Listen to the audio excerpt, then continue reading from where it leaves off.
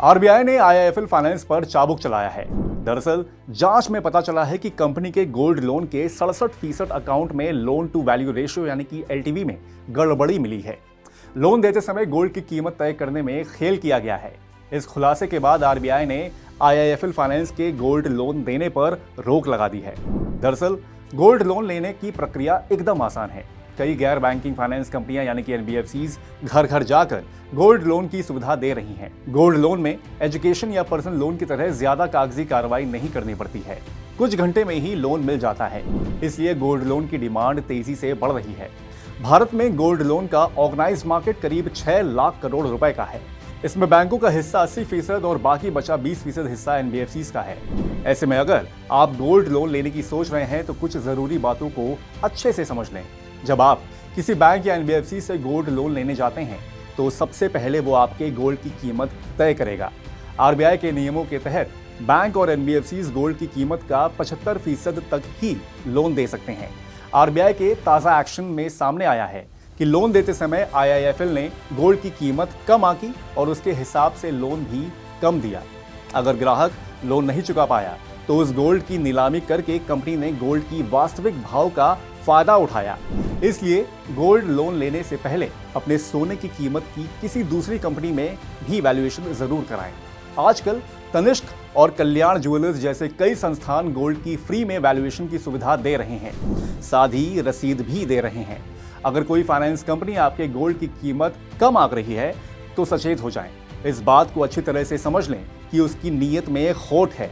अगर आप ऐसी कंपनी से लोन लेते हैं तो वो ब्याज और पेनाल्टी के मामले में आपके साथ घपला कर सकती है। बैंक और एनबीएफसीज के गोल्ड लोन की ब्याज दरें भी भारी अंतर होता है। एग्जाम्पल के तौर पर सरकारी बैंक 8.65 से 11% पर गोल्ड लोन दे रहे हैं, जबकि प्राइवेट सेक्टर की एक्सिस और एचडीएफसी सालाना 17% तक का ब्याज वसूल रहे हैं।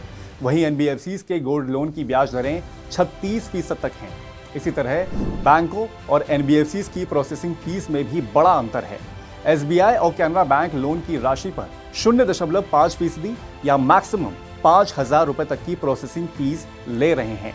वहीं एनबीएफसीज लोन की राशि के 1% से भी ज्यादा तक की प्रोसेसिंग फीस ले रहे हैं। ऐसे में थोड़ा होमवर्क करके आप हर साल ब्याज के रूप में अच्छी खासी बचत कर सकते हैं। आमतौर पर गोल्ड लोन 3 साल तक का होता है। इस लोन को चुकाने के लिए कई विकल्प मिलते हैं। पहले विकल्प में आप हर महीने ब्याज चुकाते हैं और अंत में मूलधन चुका सकते हैं।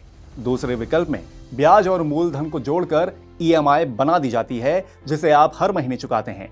कुछ गोल्ड लोन में बुलेट पेमेंट की सुविधा मिलती है। एग्जाम्पल के लिए आपने 1 लाख रुपए का लोन लिया।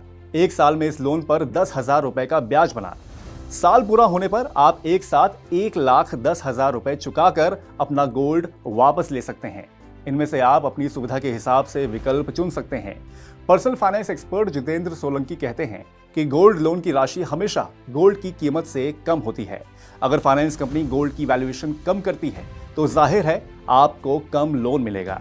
अगर किसी मजबूरी की वजह से आप ये लोन नहीं चुका पाते हैं तो आपके गोल्ड की नीलामी कर दी जाएगी। इससे आपको बड़ा नुकसान उठाना पड़ सकता है। इसलिए गोल्ड लोन लेते समय गोल्ड की वैल्यूएशन, ब्याज और प्रोसेसिंग फीस के बारे में अच्छी तरह से होमवर्क करें। फायदे का कारोबार होने की वजह से बाजार में गोल्ड लोन देने वालों की भरमार है, लेकिन आपको सिर्फ आरबीआई के रेगुलेटेड बैंक या फाइनेंस कंपनी से ही गोल्ड लोन लेना चाहिए। लोन चुकाने की क्षमता के आधार पर ही लोन की राशि और विकल्प चुनें।